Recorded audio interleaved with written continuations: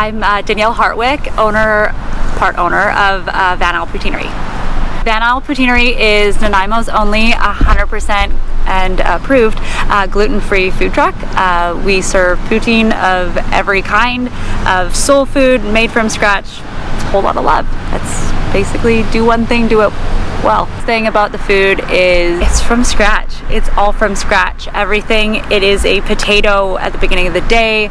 We cook all of our own meats. I blend my own seasonings. Everything's done from scratch. I even cook all the garlic from scratch for all of our aiolis. I smell like garlic for days afterwards. I swear it seeps into my skin, but it's wholesome. It's real ingredients that you can pronounce. It's not manufactured, it's not pre-made, so it's just like a whole bunch of love. That's the goal, is to make good food and feed people. I have actually wanted to start my own food truck since I was about 7. I lived in Edmonton and my mom took me to a food truck festival, and I just thought it was like the coolest thing.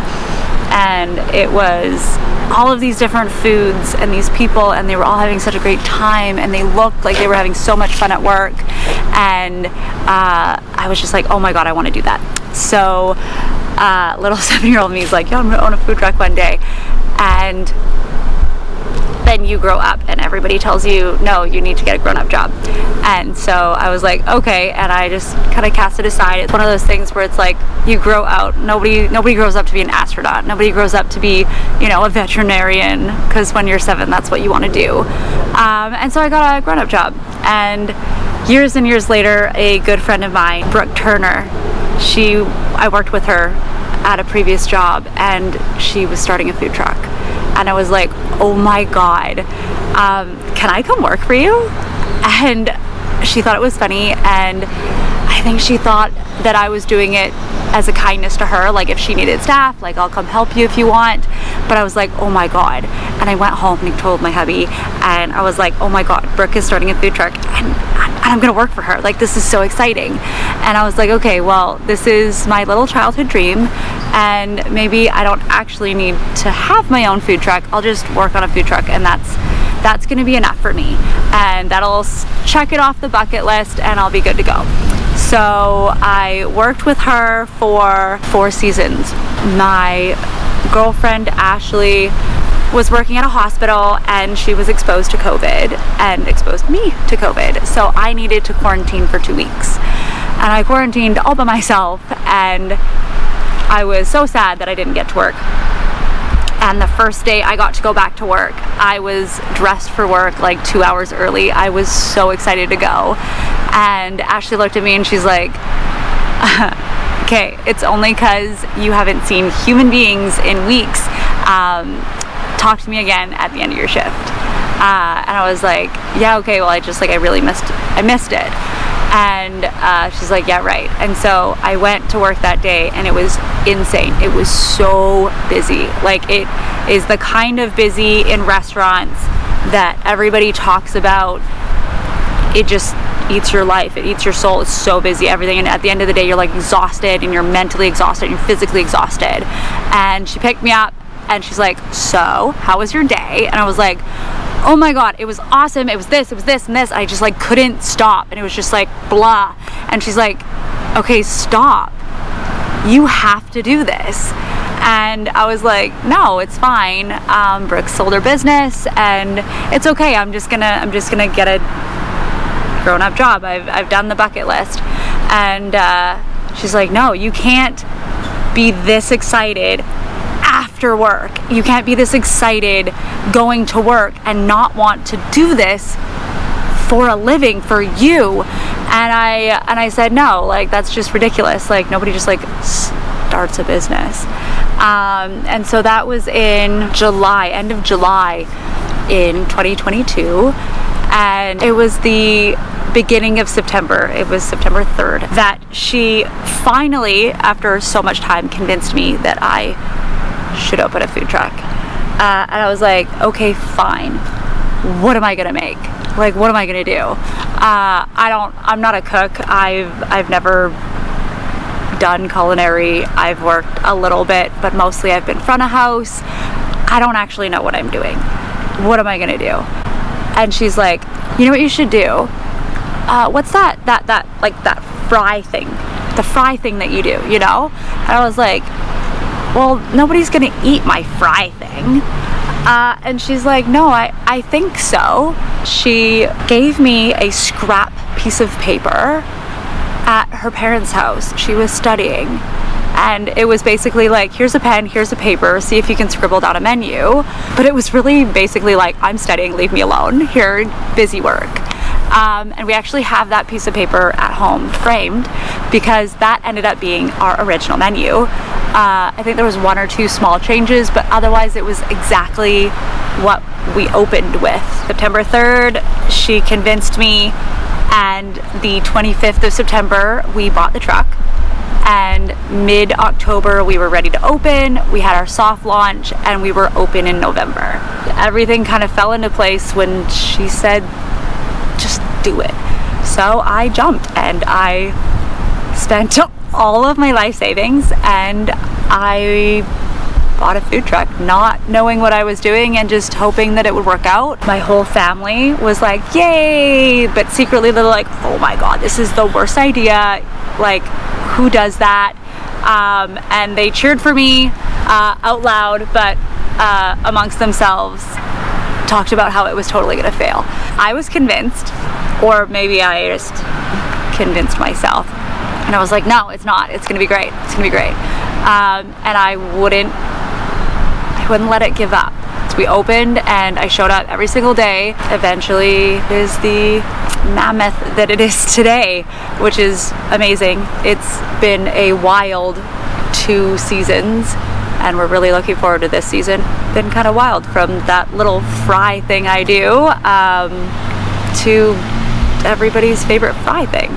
That same year that we started the truck, my husband passed away.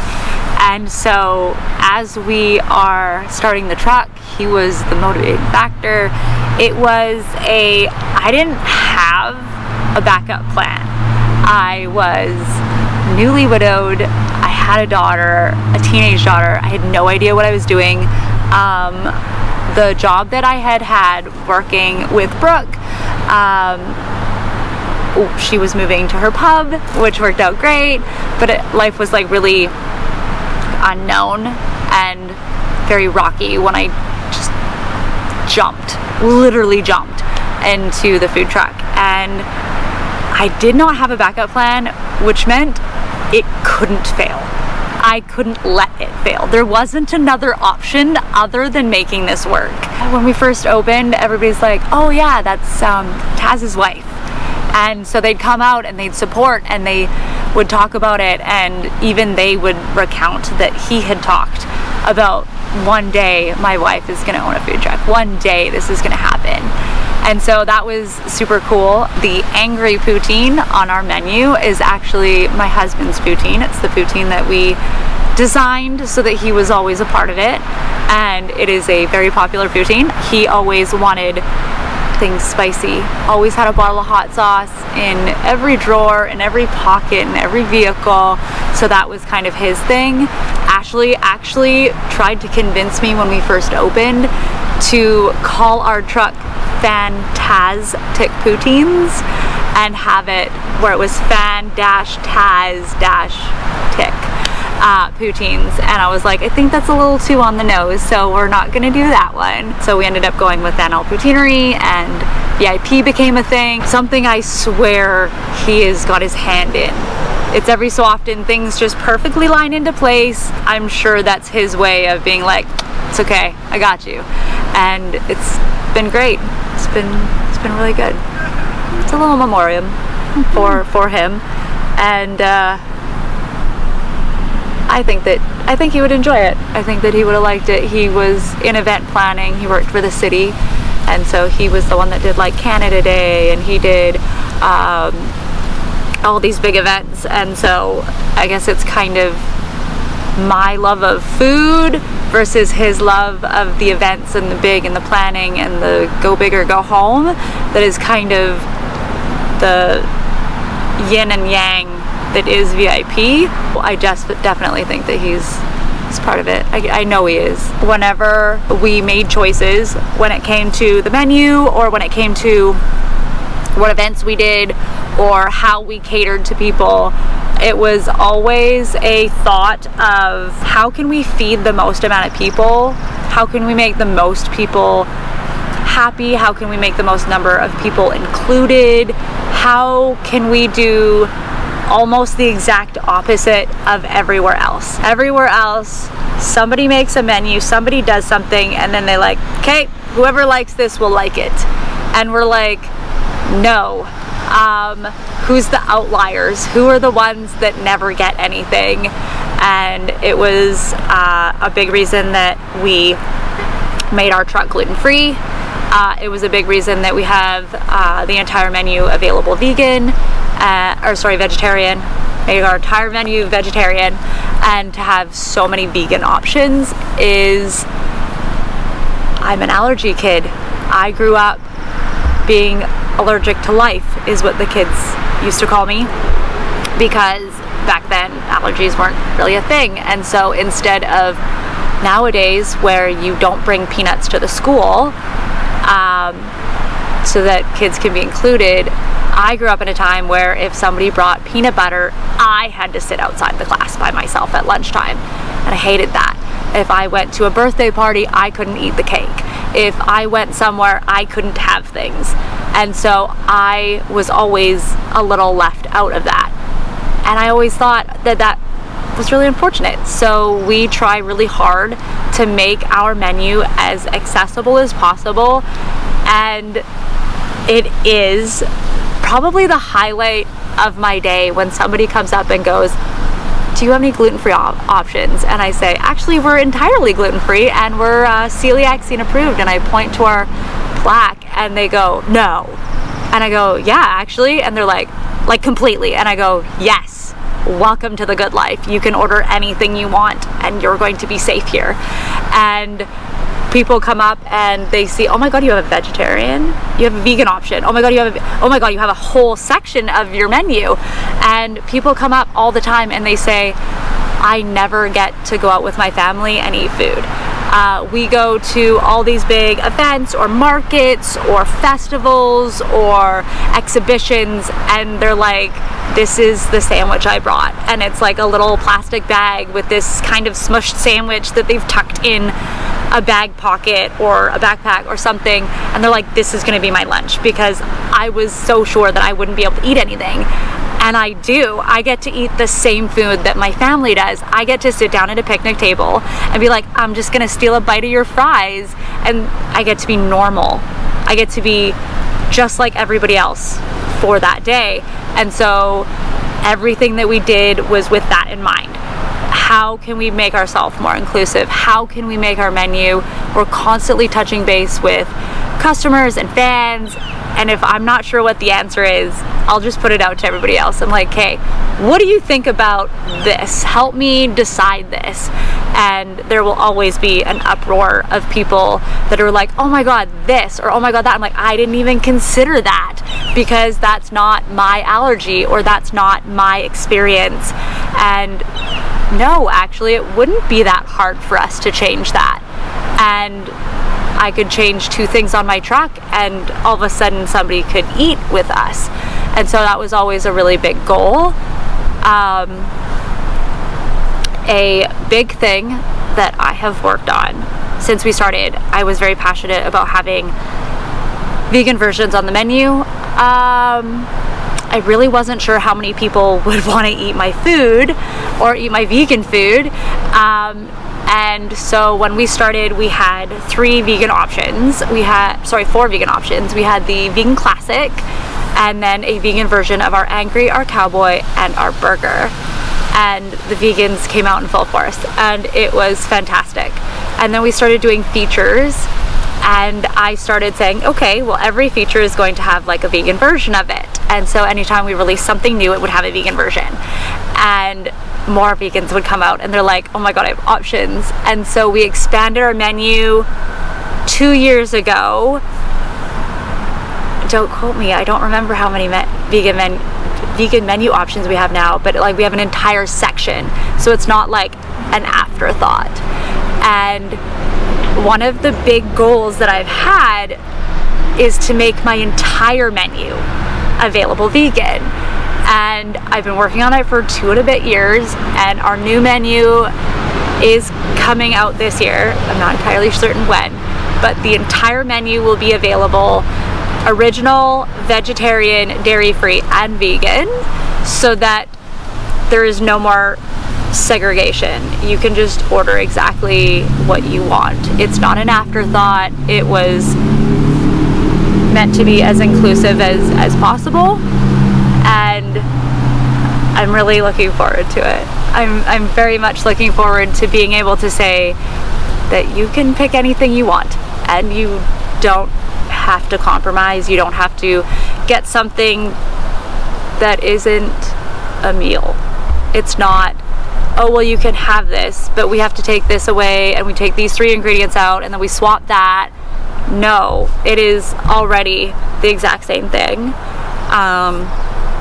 Like our vegan cheese, we sought out a company, it's called Veg Cheese, out of Ontario, and we tried a whole lot of really bad vegan cheese. Oh my god, I'm sorry. Like cardboard. Yeah. It was so bad. It would be like mushy or liquidy, or it wouldn't melt, or it tasted awful, or anything, or we just didn't want that. And so we sourced through Veg Cheese, and it is an actual cheese curd, just like our originals, and we get that brought out so that it's not shredded cheese, and it is as close to the same thing. It's not a substitution. It's not, well, we can do it, but you get this lesser version of it. And we're so happy with Veg Cheese. It melts, it's delicious, it's more expensive, but worth it. I'm pretty certain if you asked my vegan customers, they will agree. It is a bit of a running joke that I actually put more effort into my vegan products than I do my originals. I think that it's challenging. I think that it gives me something to strive for, which is probably why I put more effort into it, although I'm maybe not. I'm just putting the appropriate amount of effort that everybody else should be putting into vegan food. We also don't refer to it as vegan and normal, or vegan and the regular one. We refer to anything as the vegan or the dairy-free or the vegetarian version of our original. The original came first. The vegan was an upgrade that we had as available, but it's never, well, this is the normal one, and if you order vegan, you're not normal. And so we try really hard with that, especially with vegan, vegetarian, our allergy protocols. Sorry, I rambled. I'm very passionate about doing what we say we're going to do. So if we're gluten-free, we're gluten-free. And it means that if you are gluten-free, that you're safe to eat here. And if you are vegan, no, our cheese is not kept in the same containers. It's separate. We don't make meat in the same pans. We have a separate stuff. It's not just, well, we have a vegetarian protein. I mean, it's cooked on the same grill. So we don't do that. We have separate pans. We color code all of our containers. All of our sauces are color coded. We have the paper that we put underneath the French fries is color coded, and that allows us to be extremely confident in saying, yes, you're safe to eat here with whatever allergy that we're trying to avoid. We have what we call, it is a procedure that we've put in place, and we call it allergy hands. And so I am not gluten-free. I really like my gluten, and I'm so sorry that other people can't have it. But it does mean that when I go out to a market and I want to eat something, I eat gluten. So what we do is, if I've gone or another staff member has gone and we've had many donuts or we've had whatever for lunch, we go to the serving window and we go like this. And I have allergy hands. And it means that somebody else comes to our front door and opens it for us, so I don't have to touch it. It means that they are going to follow me to our sink. They are going to turn on the water for me. They're going to put soap in my hands, and I'm going to wash thoroughly so that I am not touching anything else. So we've put that into place so that I can feel confident when somebody says, no, I have a really severe gluten allergy. I'm like, we got you. It's good. It's not a willy-nilly, and we won't say that we can do it unless we're very confident that we can. I don't like places that say, yeah, I'm gluten-free, or I'm this free or that free, or I can definitely handle this, and they're not confident about it. It's somebody's life, and we take it very seriously. We've named our truck Penelope. Penelope the Poutinerie. We asked way back when whether I want to name. I've always named my vehicles. I've always gave them like a bit of a personality, and it let me connect with them. And if I'm spending that much time, I needed her to have a thing. And so we put out on socials for suggestions, and that one was the one that we resonated with. And so it's nice that if we're like, oh, you know, we're closed for these couple days, Penelope's going into, you know, the food truck doctor, she's going to the mechanic or whatever, and people will come back a couple days later and they'll be like, oh, I'm so glad, I'm so happy that Penelope's good. And I just love that that's part of the community. Actually, this is a fun tidbit. When I had first gone out and we were looking to buy a food truck, we'd looked at a few and it wasn't quite right, and I'm like, okay, well, maybe this isn't going to be the thing. And then we found Penelope, and Penelope was perfect, and we loved her, and it was great. And I ended up finding out that a good friend of mine, his name is Mark Chandler, and that was his truck. So Mark Chandler is one of the OGs.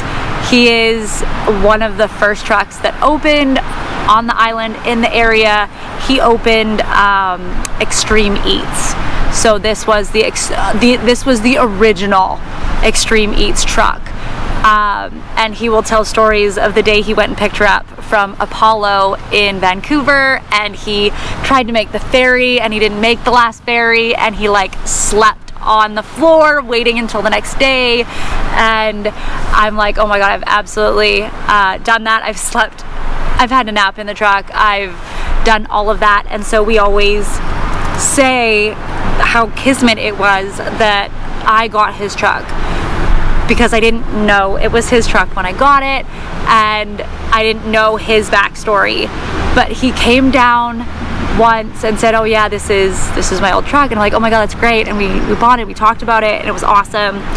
And then he came to one of my food truck events, and he was actually talking to Tamara of the Steel Pan, and she goes, oh my god, do you know who that was that just said hello to you? I'm like, yeah, no, that's Mark. Why?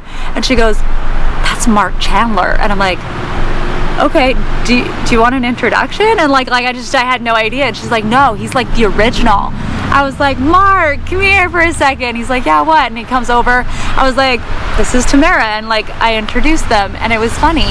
And so the three of us were standing there in front of Steel Pan chatting, and Tamara was saying how wonderful it was to like be able to meet him.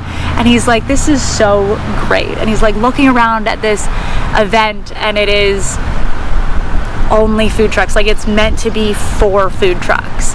And that was always my dream, because that's what I wanted, that's what I saw at a food truck event when I was so little, and I was like, I want to do that, I want to be able to attend that, and it didn't exist. So I'm like, fine, I'll do it my darn self. And I got together and I would talk with other food truck owners. I'm like, hey, do you want to do this? And we'd like start organizing it, and then it became a thing, and it snowballed. And so while I'm talking to Tamara and when I'm talking to Tamara and Mark, and he goes, this is amazing, this is crazy, it's just so what I always wanted. And Tamara goes, oh yeah, no, did you not know that's her event? And Mark goes, what? And I was like, oh yeah, no, I kind of put this on sometimes with other food trucks. And he goes, are you kidding me? And I go, no, why? And he goes, this is what I always wanted. This was my dream, to have food trucks like this. I'm like, that was my dream. And so I always have thought that the truck, being Penelope, started with him and laid all the groundwork, and I got Penelope, I adopted her, and carried on with what Mark started. And so he always wanted that to be the case, and we just continued that legacy with him, which I'm very proud to do. He did so much, still does so much for the food trucks and our community, so it's nice to hold that torch. I'm happy to hold it on until the next person takes over with the next big thing. But it's nice to know that he inadvertently started everything that would lead to his dream being fulfilled of these great food truck events. So that's how everything just kind of meant to be. Just kind of fell into place. Everything is as it should be, and it was kind of fun to know all the little nuances of the truck. So there you go. That's the story of the original. Originally she was called the Beast, and we didn't quite resonate with that, so we renamed her. We felt it more appropriate to have a female name for an all-female owned food truck, so we did rename her, although we do have frequent times where she has a little bit of a terrible twos, and it's like using a child's full name. We're like, excuse me, the Beast, and we jokingly, and then she smartens right up, and we're like, okay, Penelope, let's go to work today. And so it's I don't know what's gonna happen if I ever decide to move forward or move on or retire from Penelope. I don't know it's gonna be so empty. Maybe I'll just keep her forever, and I just won't retire. It's fine.